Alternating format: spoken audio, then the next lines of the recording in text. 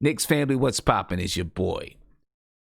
Jumping on for just a couple of minutes, man. And I know this isn't a topic that's about the New York Knicks, but I figured since there's not much to talk about with the New York Knicks, we might as well talk about something. I'm going to talk about this whole thing with the NBA and LeBron James and Kyrie Irving and all of that. You know what I'm saying? I'm going to talk about all of that, have a discussion about it. And I know I need a cut, man. I'm not sure I'm going to the barber yet. Probably have to do it myself because I'm not sure I'm going to the barber. Not sure I trust the barber yet. But anyway, today, the NBA, ladies and gentlemen, the NBA released a deadline for the players to make a decision. A deadline for the players to make a decision. They've got to make a decision by June 24th as to whether or not they're going to play. I don't know. That's going to be, I don't know. They got to release a decision by June 24th whether or not they're going to play in Orlando. Obviously, you know the story between LeBron James and Kyrie Irving. Kyrie Irving held a phone call a couple of days ago. A phone call, to talk to players about not playing. Why? Because it would take attention away from the civil unrest that's happening today. LeBron James thinks opposite. He thinks that they should play. As far as LeBron James is concerned, in his opinion, if they play, then they have a bigger platform to let people know what's happening and what's going on. But my thing on that, and I'm not sure which way I am about it, because I agree with Kyrie Irving. I do. And LeBron, if you and other players who were saying, we can use this platform to spread the message. Well, guess what? The message is spread. It's not the message we have to worry about. It's the action that we have to worry about. It's the action that needs to take place now. As everybody in the world knows. But still, there's a lot to talk about and a lot to unpack. Because look, Kyrie Irving, LeBron James, they both, they got mega millions. There's players in the NBA that don't have mega millions. So there is a lot to unpack. But I always want to say Commissioner David Stern. And I know it's not Commissioner David Stern, but I always feel like saying Commissioner David Stern. Commissioner Adam Silver in the NBA put out a deadline, ladies and gentlemen, that said, you got to make a decision because we've got to know what you guys plan to do so that they can move forward. They got until June 24th. Remember, the league is supposed to begin, or training camp is supposed to begin. Training camp is supposed to begin July 31st. So players have until June 24th to inform their teams whether or not they will be playing. And I hear a couple guys here in the chat just waiting for their videos to pop up so we can get a couple of people's perspectives. And here we go. They're here now. So let me get these guys over here. See what they think about the situation. We got Big Freezy. We got Guillermo. By the way, make sure that you check out Guillermo's first video. And I'll let Guillermo tell you a little bit more about it. But make sure you check out Guillermo's video. And we'll talk about it a little bit more later on. But Guillermo, what do you think, man? June 24th, that's the deadline for players to make their decision. How many players do you think are going to decide not to play? I don't know, man. You got guys like Dwight Howard. I think Lou Williams said he didn't want to, or something like that. And then, I don't know, man. You got, I want to, I don't know. I'm going to throw it out there. Maybe 40, 50%, maybe. But then again, a lot of the teams are going to be in there. Teams already in the playoffs. So I don't know, man. It's really tough to say. I'm trying to think because most of these teams that are probably going to be in the playoffs have guys who are getting paid good money, right? So I'm just trying to see, where the price pressure might come, or the earnings pressure might come, where people can't, they're the ones that are really struggling. But if you're really struggling, or not, I would say struggling, but you really want to play because of the money situation, you're most likely not going to be one of the top players in your team, and you might not even be in the playoffs. So um, I don't know, man. I don't know. It's tough. It's really tough to say, but it seems like Kyrie Irving's stance is gaining steam. I mean, Steven Jackson came out and talked about it. Said he agreed, even though he's not in the league. I think Lou Williams talked about it. Dwight Howard talked about it. Someone else said they agree. I can't remember who, but I don't know, man. But then again, for the fact that they kind of outed Kyrie Irving for saying he wanted to start a league and that stuff, snitches came out. So it might be that there's more people who might want to restart this league and trying to paint Kyrie Irving as this Machiavellian Loki who's trying to ruin everything. So I don't know, man. It's this is the reason, me personally, why I said, just cancel it. Now I did say, have the playoffs, but I understand the money situation, but this is the whole all the confusion that I was saying, there's going to be confusion about this and that. This is exactly it. This is the confusion. You know what I'm saying? This is the confusion. Big Freezy, what do you think? Hey, man.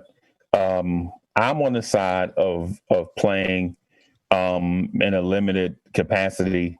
I would say just do the playoffs.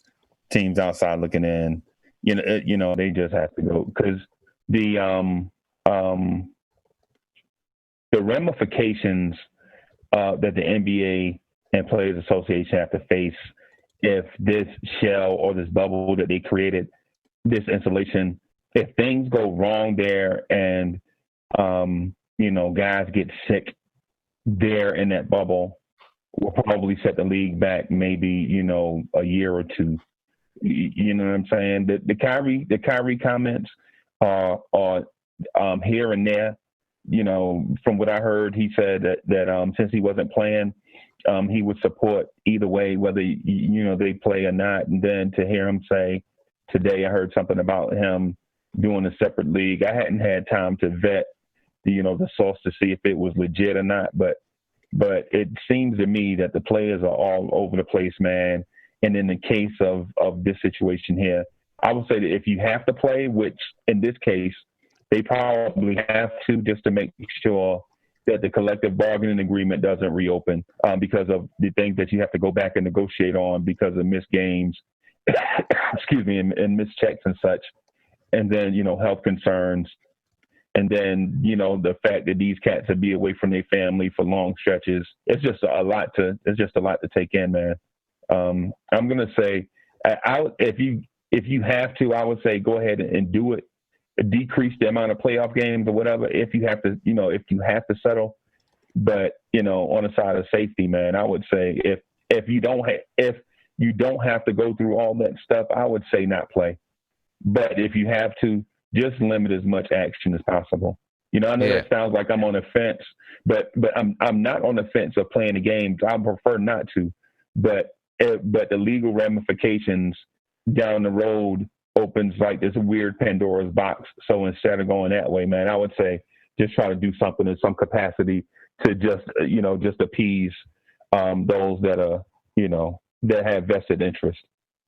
Now, in Kyrie Irving, with Kyrie Irving, his concern really isn't about COVID-19. You know what I mean? His concern is about undercutting the movement to fight against police brutality, and to protect Black lives. You know what I mean? That's his concern.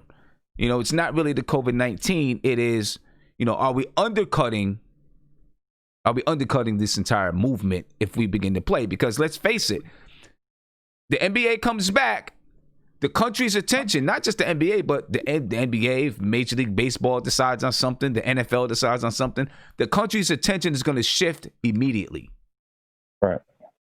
You know what I mean? How do you feel about that? Man, I don't know. I know that our society, especially nowadays, is easily distracted. Very, very easily distracted. We're in a let's move on scenario. I'm bored scenario all the time with people. You can't keep their attention too long. So if the NBA comes back, it's going to distract from the movement for those that don't have that mental stamina to hang in there, that know that this movement is more important than sports. So those folks will of course be distracted. But for those that understand that 400 years of institutional racism is more important than a game, those folks are hanging there. Yeah. Here's a statement from the NBA. The NBA said, our central goal of our season restart will be to utilize the NBA's platform to bring attention and sustained action to issues of social injustice, including combating systemic racism, expanding educational and economic opportunities across the Black community, enacting meaningful police and criminal justice reform, and promoting greater civic engagement. We are in discussion with the Players Association to develop a comprehensive strategy on how the NBA, its teams, and players can address these important social issues and uniquely position our league to drive action and create meaningful and generational change. Given the history of the NBA, I'm not going to say that they're not going to work with the players on trying to enact anything, right? But my question is, what does playing have to do with it? I mean, can't those things be done without playing? If you think about the money that the NBA has, the money that some of the players in the NBA have, can't those things be done without playing? Right. Can't you? I mean, isn't it, to me, this is just my opinion. And if they start the NBA season, I'm not going to be upset about it. Although I do agree with Kyrie Irving. But this is just my opinion. Isn't it more powerful? I mean, we all know the reason why the NBA wants to start. But isn't it more powerful if the NBA said, you know what, we are not going to start because we do not want to distract the nation from this critical issue that we're dealing with right now. So we're not going to restart. Instead, this is what we are going to do as a league. Right? And then, if they have a plan or they come up with a strategy and then put that strategy out there and said, this is what we're going to do. We are going to put our efforts into this. And then we'll restart whenever. Isn't that more powerful than the players standing in front of a microphone and saying? That's very powerful. Bah. It's extremely powerful, Sim. This thing I laugh at, right? People, again, at these players, they say, you guys don't use your platform. You guys don't use your platform, right? Fair enough. When it's actually time to use a platform, which when you use a platform to speak on social issues or whatever your agendas are, right? That means that you take away the utility that people get, the utility, happiness, comfort, whatever you want to call it, or however you want to measure it.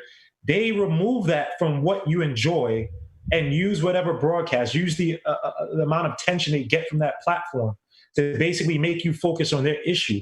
So that even if you might be racist, even if you don't like their agenda, whatever, if you like that entertainment enough, you'll try to find ways to be like, all right, I'll change this in my life. I'll try to do this in my life if it helps bring back the thing I like, even for the lowest common denominator. So that's true. I just laugh at the fact because it's like, when you think about it, the people who are complaining that, these celebs don't do enough, blah, blah, but they're crying for entertainment to come back in a time where everybody's supposed to be woke time for everybody, that just means that you just want somebody to you just want that hug.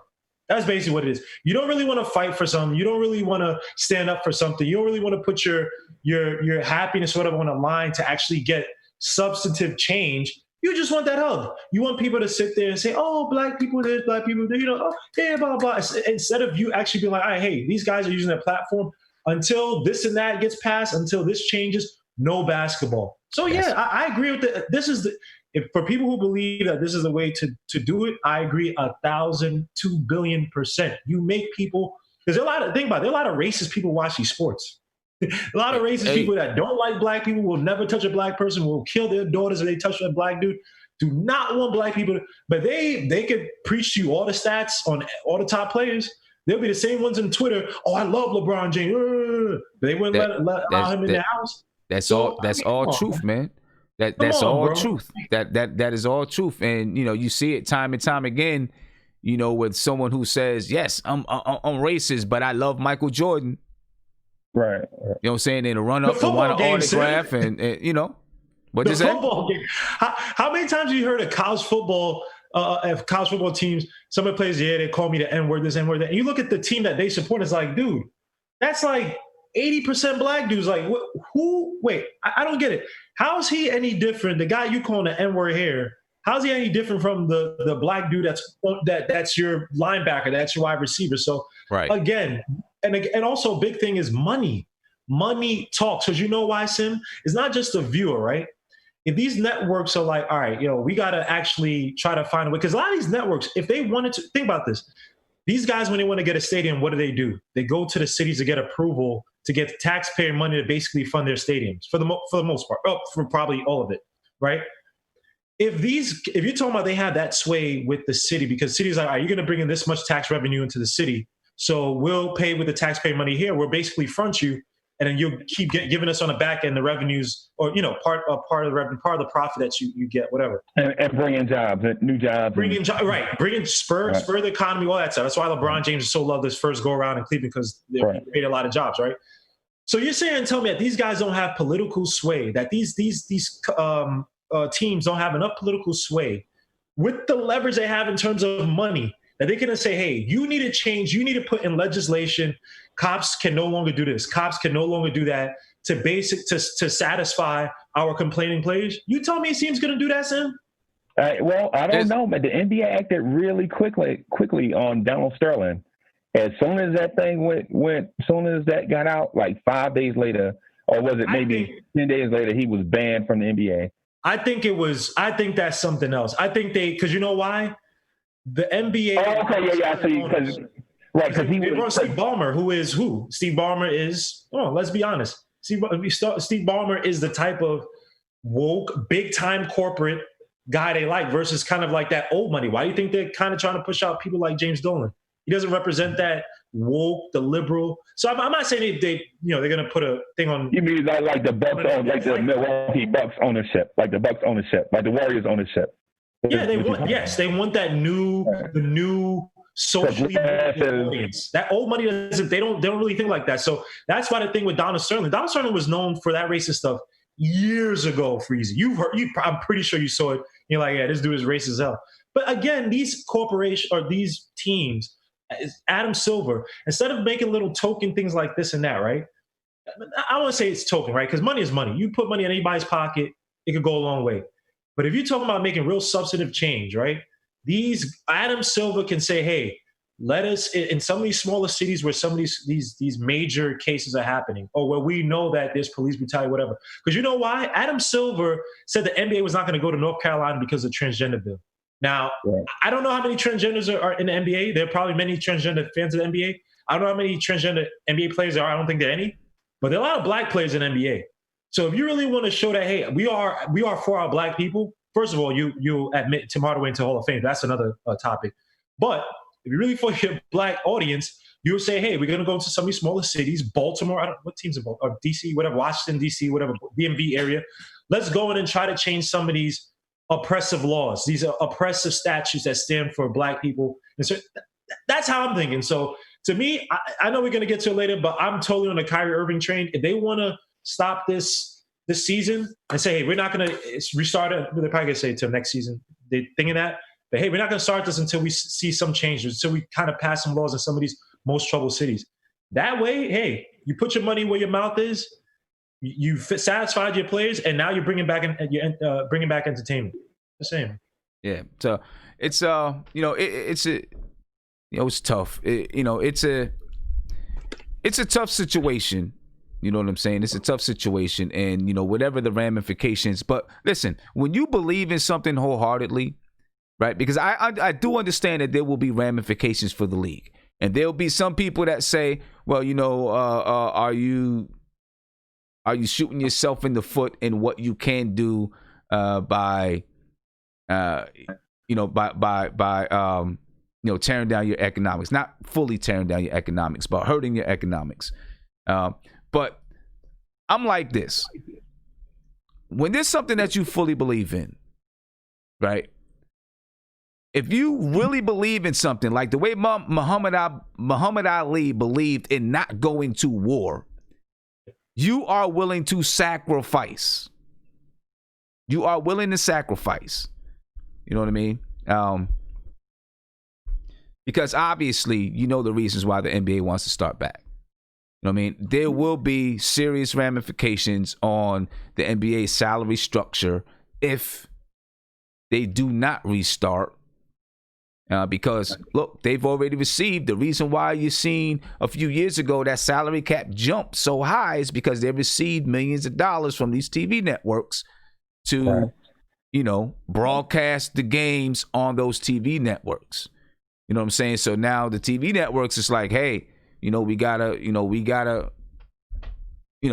need this product on the television screen so that we can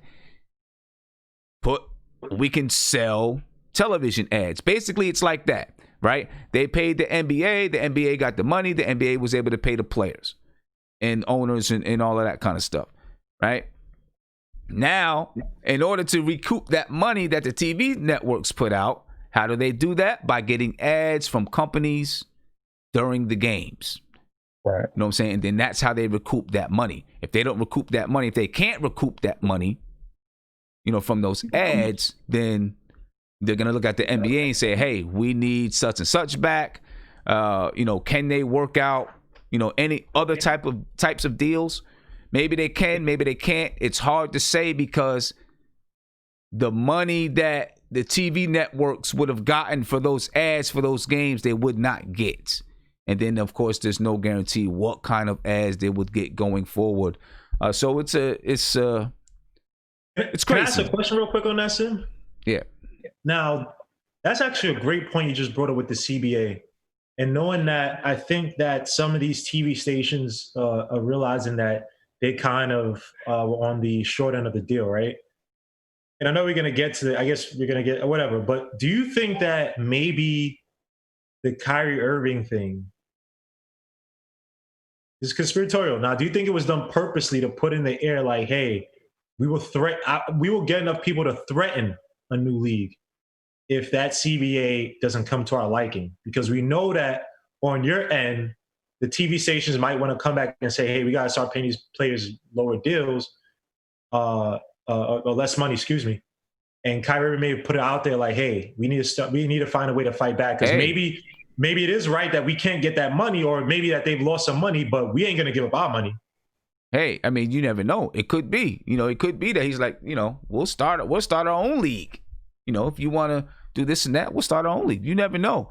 You know what I mean? People, within the walls of the NBA, the NBA Players Association and the NBA itself, I'm pretty sure there's a lot of political posturing, all the time. So it's crazy, and we'll see what's going to happen. Now, the NBA did put out that players who chose not to play, there would be no, there'd be no disciplinary action taken by the team or the league for players who chose not to play.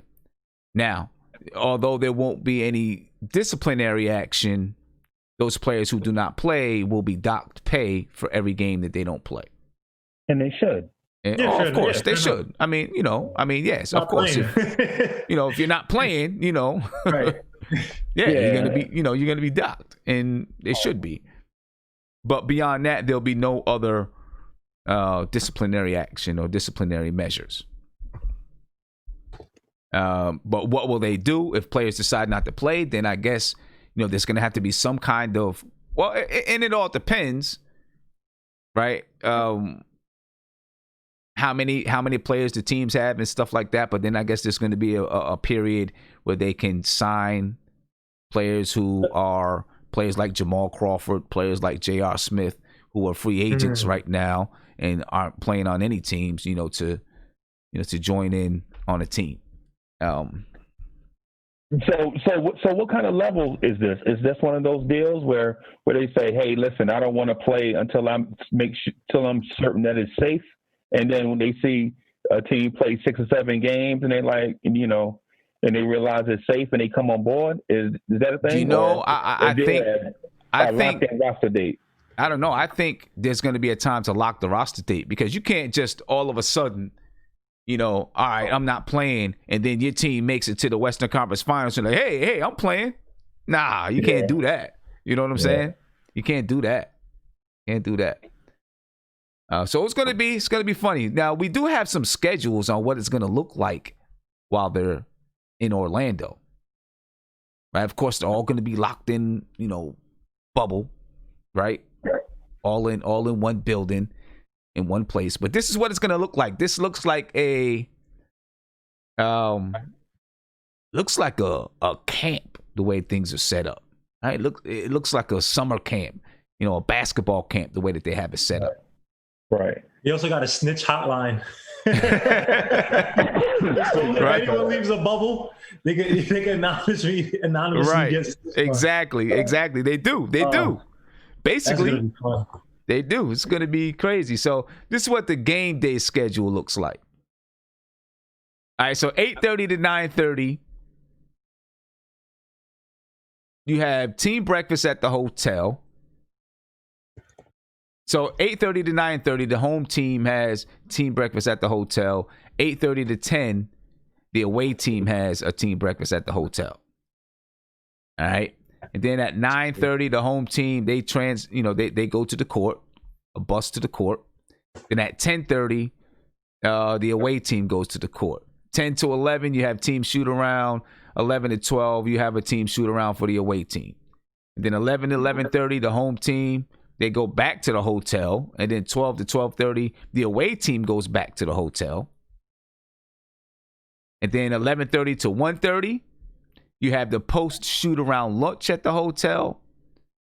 And then 12 for the home team. And then 12:30 to 2:30, you have the post shoot around lunch for the away team. 1:30 to 4:30, the home team, is downtime at the hotel. And then from 2:30 to 4:30 for the away team, there's downtime at the hotel. All right. Now, then you go on to the game day schedule pregame. This is the pregame, right? So this is all like if there's a 7 p.m. game. From 4:30 to 5, both teams, they go to the game, pregame transportation. 5 to 6, you have court access. Both teams have court access. 6:15 to 6:40, you have a pregame meeting in the locker room. So basically, this is almost just like before a regular game. 6:40 to 7, you have the pregame warm-up. 7:02 to 7:10, you have blow-off / pregame introductions. I never knew it was called a blow-off, but you have pregame introductions. And then post-game, then of course, they're going to play the game about 7:30, 7:30, whatever time the game starts. And then 9:40 to 9:50, you have the post-game team meeting. 9:50 to 10:20, you have the media availability. 10:25 to 10:40, they transport back to the hotel. And then 11 o'clock, showers and meal are available at the hotel. Sounds like a large basketball camp. Right, like AAU. That's how I'm thinking. That is a large basketball camp. If you've ever been to a basketball camp, 4 or 5 day basketball camp, it is set up just like that. Right. I just realized this, Sim. I actually might want to watch this because you're talking about a whole bunch of dudes. Most of them are single. And they probably can't bring in no single, they can't bring no chicks.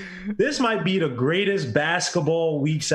These dudes going to be all stocked up and just, the energy's going to be all over the place, right? Man, LeBron James is dumping everywhere. From half court. This might be the most ridiculous play. Dudes might be fighting each other. Like, wow. I actually might watch this, man.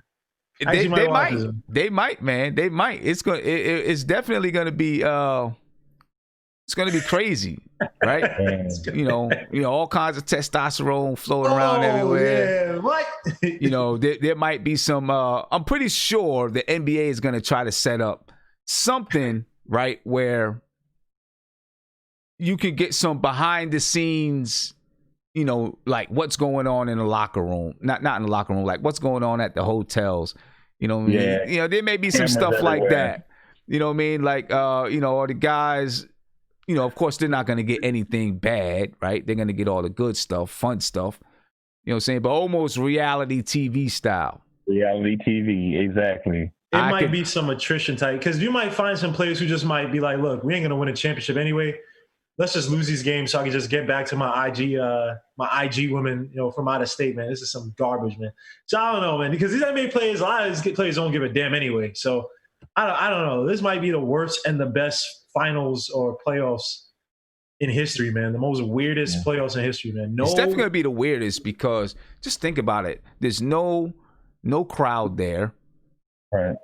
And I heard someplace that they were talking about the possibility of piping in NBA 2K crowds. That's garbage. Nobody wants. You're doing this now. It's corny. I mean, that's just dumb. It's not like we don't know what's happening and what's going on. Why pipe in music from NBA 2K? Because you know why certain players, it gives them. But you know, it's going to work both ways, because the players who are anxious, you might find some guys who are bench players or whatever, and they might come in and kill it because the anxiety is not there. Remember, Bill Russell used to throw up every game before games just because natural anxiety. Hall of Fame Bill Russell, when the NBA only had like 8 teams, this guy's throwing up every game.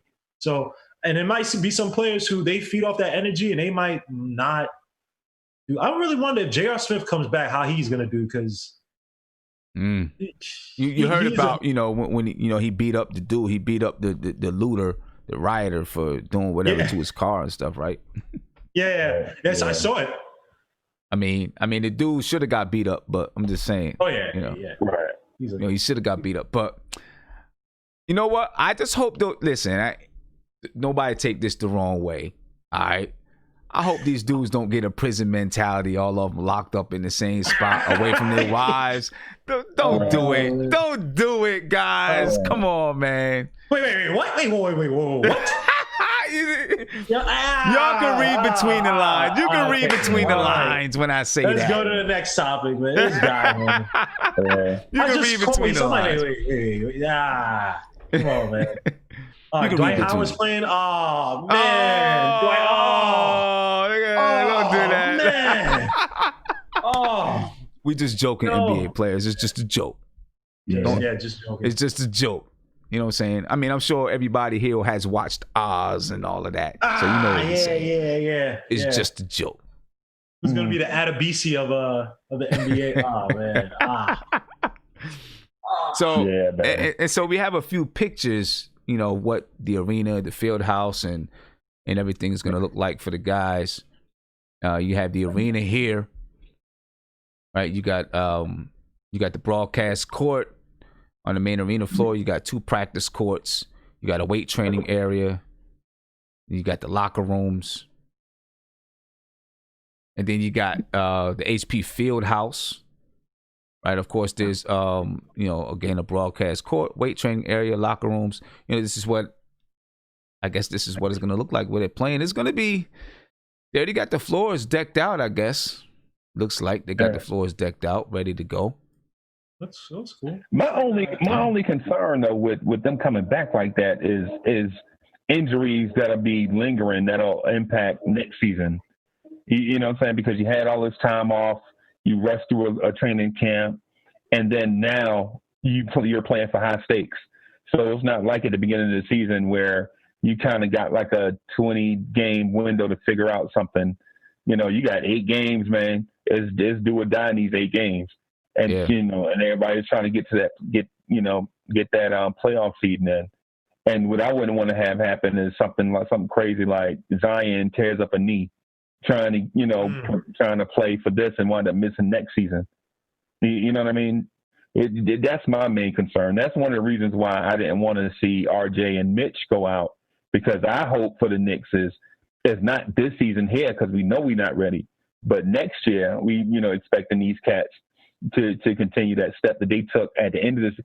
Like, Mitch averaged 13 points a game after the All-Star break. RJ averaged 17. Even Frank Ntilikina was averaging 10 points a game after the All-Star break. You know what I'm saying? So if we can get cats to continue on it, Frank Ntilikina in double digit scoring, if we can continue that next year, but if something bad happened to Frank, like if he was to, tear a leg muscle or something, or something like that and miss next season, it'll set that long-awaited progress we've been waiting on. It'll set him back. Yeah, well, luckily the Knicks aren't playing. So luckily, the Knicks ain't playing. I guess there's going to be something in September or October or something like that. Maybe September for those guys, for those teams that did not make the 22 team cut. They'll be able to play a few games just so that they can stay in shape. Because I guess the NBA Players Association, they don't want players to go for so many months without playing. So, so we may get to watch some Knicks basketball sometime in September or something like that. That idea that guy had, the idea that somebody in the chat mentioned and you talked about a tournament for the number one pick, I think that would be the best idea. Yo, I like that idea on a regular basis, though. You know what I'm saying? I feel like, so let's say, if you took every team that didn't make the playoff, I don't know do you want to say every team, because some teams may not make the playoffs, but they're really, really good, especially in the West Coast. But you decide which teams, maybe they got to be below a certain threshold. And instead of you just saying, all right, we're going to do this lottery, you do a tournament.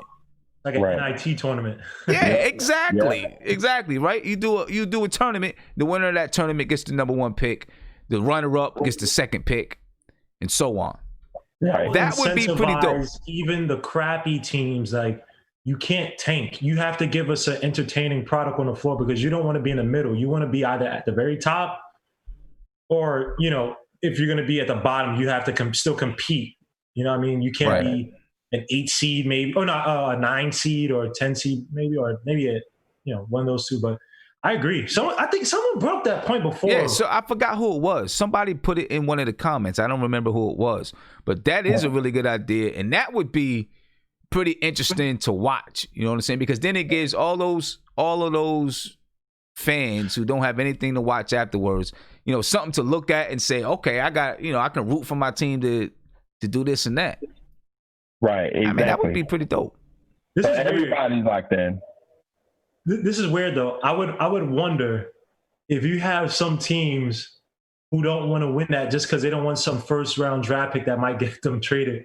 Because I'm thinking about when LeBron got traded to Cleveland. Remember the videos that came? Remember that video that came out? It was like Darius Miles and all these players like, when LeBron gets in, he's you're gonna have to get in like the rest of us. People kind of hype him. Players on his own team were saying that, so I'm like. Right. I mean, listen, that could be right, that some players do that. You know what I mean? But if you incentivize them with money, very true. Just like the All-Star game say, hey, you win it all. Not only does your team get the first pick, but you get an extra $1 million or something like that. Who knows? Right. They get playoff checks, like playoff checks. Yeah, the higher the round, the bigger the checks are. Right. Exactly, because like it or not, so you always have that time. What is it? Maybe 2 weeks before the playoffs start? No, you don't. No, that's 2 weeks before the NBA Finals. You get a week before the NBA Finals. So you don't really get a time. But if they built in like a little bit of time where teams can rest up, get a chance to prepare for the playoffs, right? Instead of sometimes moving right into the playoffs, like you win the game on Friday. To get into the playoffs, and then Monday you got a playoff game. Like you give them a week, and during that week, the teams that don't make the playoffs, that's when they have their tournament. Yeah. While the other teams are, preparing for the playoffs. I seen G. Andrezzi said that's a terrible idea. I disagree, G. I disagree. I think it's a dope idea. Or you can give New Orleans, you can give New Orleans the number one pick again. They're gonna get it. You know what I'm saying? them a Cleveland. Them a Cleveland gonna get the number one pick. So I mean, it's either get play for your chance to get it, or just give it to New Orleans or Cleveland. I mean, to me, it's too easy and too simple not to do. You know what I'm saying? Because, you have your fan base with something to look forward to. You know what I'm saying? It motivates your GMs to not give up at the end of the season, continue to upgrade their roster because they want to actually win something, even if it's not the NBA championship. Yeah. Incentivize. The league already is having problems with ratings, and people already seen it like it's a league kind of geared towards basically the top teams. Is not so. If you create that competition, you have a lot, and also the byproduct is that you're still going to have the bottom of the league. I mean, look, the top teams are going to be the usual suspects for the most part, but a lot of these small town teams who can't get free agents and then don't end up getting the first round draft pick. I mean, even just trying to get into that tournament and win it, you're going to naturally build a better team. So they're going to next year, they're going to float up into maybe one of the top 8s or whatever. So somebody needs to really suggest this because the NBA, they can use. And then you get, you get extra TV time. You know what I'm saying? For for some of these teams and some of these markets, you get extra TV time, and teams get to find out like who on my team can actually step up and play in a real pressure type situation. Right, and you get that extra development time with these young players. Yeah. You know what I'm saying? So right. I mean, it'll probably be network stuff though, because like you said, the timing is just that, it had to be a fairly short tournament. Like when would you air it, especially in the first opening round? Well, I guess, you wouldn't do it after, but the first opening round of playoffs is like right after the season ends, right? So, right. That's what I'm saying. They'd have to kind of push it back, I think, a week and just let that be like a single elimination tournament or something. Maybe if you have at the end of the season, that wouldn't take off the glare. I don't think I would take the glare off like the championship, right? It's just, I agree. It'd be something, man. I mean, listen, this whole COVID-19 may bring a whole lot of changes to the NBA. Right. May bring a whole lot of changes to the NBA, but I'm definitely interested to see what's going to happen. What we got? We got about a week until the 24th when players have to state their decision. What's gonna happen to teams like, what if I could see someone like Kawhi Leonard say, you know what, I'm sitting out. I'd love that. Because the Knicks have the Clippers pick too. Why would you like that? What did he say? He said because the Knicks have the Clippers pick. Good thing for you. Yeah. I mean, like I could see Kawhi Leonard, being one of the guys like, I'm sitting out. If you get a bunch of stars that say that they're sitting out, the NBA is going to change their mind on some things. Yeah, it's Kyrie. Kawhi Leonard. Because there's some people just like injury-wise, it's not worth it. Right, to try, because this, again, when you're not playing shape, you could be in regular shape, working out, be jacked, whatever, you can be cut. But if you're not in proper playing shape, man, a lot of these guys are going to be rebounding for injury. So, yeah. Yeah. It's going to be interesting, man. Hey, what's it say? God of Moses said, not to mention Adam Silver plans to lessen the amount of games per season. Yeah. Right. Yeah, I think there's going to be a lot of, this whole thing is going to usher in a lot of changes. We'll see some new things happen in the NBA next season. We'll see. And shout out to Ryan Archin. I think he's the first person who said, he kept saying, he kept mentioning Kyrie Irving as Karen Irving. I thought that was very, very genius. Just because. I mean, come on, give Kyrie, but that was a good one. I get it. Man. Oh, wow. So tomorrow, ladies and gentlemen, I'm going to be on at 12:30 tomorrow, 12:30 p.m. I know some of you guys will be at work and stuff like that, but I'm going to do Knicks Weekly tomorrow at 12:30. Then I'll be doing the Front Stoop at 9 p.m. And then I'm going to come back on and do just a live call-in show, so we can just talk about whatever we want to talk about, anything we want to talk about. And I want to make sure that you guys get over and check out Guillermo's video. Matter of fact, you can check it out as soon as we're out of here. All right. All right, Guillermo, you want to tell them a little bit about it? I'm going to put the link in the chat if you want to tell them a little bit about it. Yeah, man. Just open up my channel. on the first video. It's called The Good, the Bad, and the Knicks. Well, the channel's called Legion of Knicks, as you can see from my name. And yeah, it's The Good, the Bad, the Knicks is one of these segments I'll be running where I'll just take games that the Knicks have played and break down several good plays, several positive plays, and then several, or it could be just one play or one type of play within the game. That's kind of dynamic. So it'd be good or positive, but something that kind of speaks to the overall, trends that you've seen with the Knicks, something that's, that's really glaring during the game, one of our Achilles heels, maybe growth within a certain player. So just kind of give like a nice comprehensive breakdown of the game, add some context, add some stats here and there. So the first video, I apologize. I am not good with a lot of these apps, as great as they are. I'm still learning, so the audio is a little off, so it goes up. And I try to fix it. I was like texting Sim, like, yo, how the hell do you do this and this and that and this and that? I looked on thousands of YouTube videos, so I apologize for the sound. That's going to be fixed. Also, quality could be a lot better. That's it's my first video. Go check it out. You know what I mean? It's like around an hour long, so you can look at it in spurts, whatever. But if you have any suggestions, any ideas, please let me know. I'm a negative reinforcement person, so if there's something that's really glaring, like, yo, you should have did this, dog, put in the comments. I have no problem with that. Be as open as frank as possible. But again, thank you, Sim, for supporting me. He's my sensei in this YouTube game, man. I bugged this dude.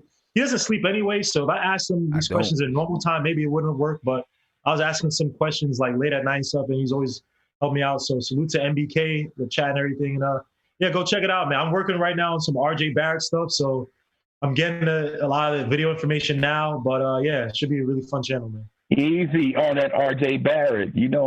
Uncle Freezy's favorite player right now is RJ Barrett. That's not your favorite player, bro. What are you talking about? Yes, it is. Okay, well, I take it back. Favorite Knicks player? Okay, obviously, yes. I mean, who else? But yeah. My bad. I apologize. Because you know why? Big Freeze always says that Nas is his favorite artist, and he's an absolute fiend for Nas. So it's like Nas is my favorite rapper, right? Right. I know. Okay, RJ Barrett for the Knicks. I understand. So all right, yeah. So there's every reason. I'm gonna also have a series just off of RJ Barrett. I want to give away what I'm looking at now, but hopefully it's interesting. Some interesting stuff that's not covered by some of the ESPN, all these people that just he shot 34% from three in the last 20 games.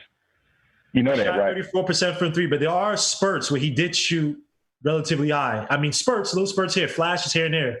But right. To me, RJ Barrett's my son, so that's my dude. But anyway, look, go check out the channel. There's gonna be good stuff, man. Trust.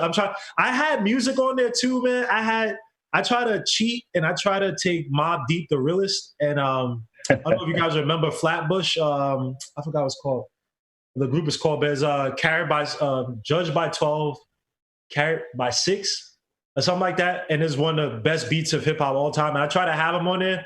And they were like, "Nah, this copyright claim." So I was like, damn." So a lot of the video doesn't have any sound, but yeah, but even with a copyright claim, because right now you can't monetize it, but even with a copyright claim, you can still keep the video up.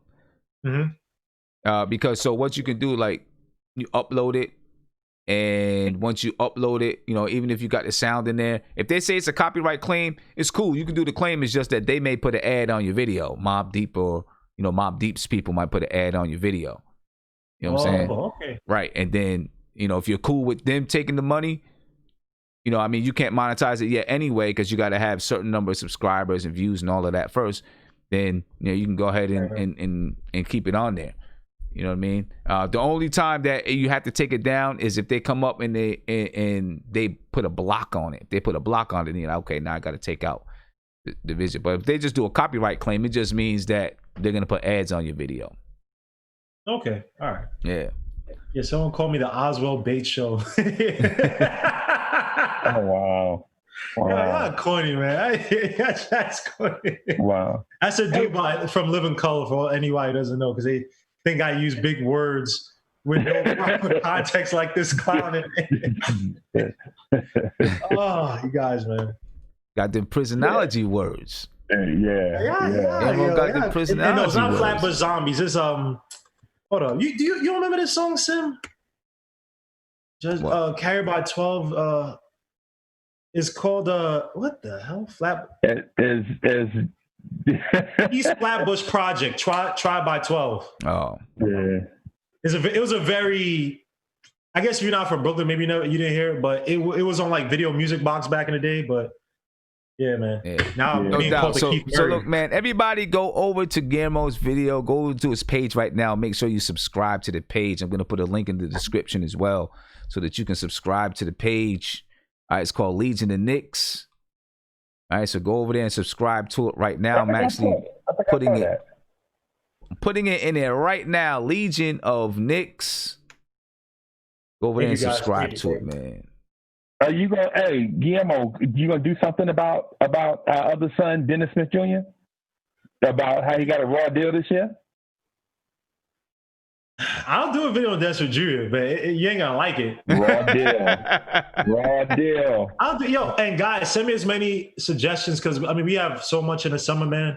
And once I've learned how to like streamline certain things, like gathering information stuff is a lot easier. So any ideas you guys have that that you want me to talk about, just to go over, just let me know, man. I have absolutely, and I'm also gonna be putting this up on Sportscast as well too. And I already talked with Gian Drezzi. He said if he wants to have a 2-hour debate with me. I said, dude, I could talk for 8 hours There you go. That's what's up. So, Yeah, that's what's up. So, what about Kevin Knox? You got anything for Kevin Knox? I hear how y'all bashed him the other day. I couldn't get to the show. Why are you? Yeah, Knicks Nation, led by Guillermo, bashed Kevin Knox. Why? The dude is averaging 10 points to his career. He a year and a half into his career. He averaged 14 points a game or 13 points a game in his rookie year. And then this year he averaged almost 7. And he had a coaching change and weird stuff going on. And everybody's calling him a bust. And he's only played a year and a half of basketball in the NBA. I'll cover that. I won't take too much of Simmons what's saying, but Freezy, if you have that, send me put in the comments, and I'll cover Kevin Knox. Not in the way you like it, but I'll cover Kevin Knox, man. No, we need something positive. Ugh. Well, look, I'm about to head up out of here, man. Just a short video tonight. Again, I'm going to be on tomorrow at 12:30 p.m. 12:30 in the afternoon, 12:30 p.m. from 12:30 to 2. Got to get off at 2 because at 2:30 I have another meeting I got to get to. So I'm going to be on from 12:30 to 2. Going to do Knicks Weekly. Part of it's going to be on YouTube. The other part's going to be on Sportscast. I know some people don't like it when I do that, but, it is what it is. That's how it goes. Then I'll be on the front stoop at 9 p.m. And then tomorrow night, probably 11:15, we'll have a live call-in show right here on MBK and on Sportscaster. All right, so I'm out of here, ladies and gentlemen. Make sure you go into the description of this video and subscribe to the Legion of Knicks podcast. And also check out the MBK. The MBK network is growing, man. The network is growing. You know what I mean? So make sure you go check out the MBK network on Sportscaster. The link is in the description as well. Fellas, I appreciate it, man. And I'm going to get up out of here. Peace. All right. Peace. All right. Everybody on YouTube, Sportscaster, be peaceful. I'll catch y'all tomorrow, man. I'm out.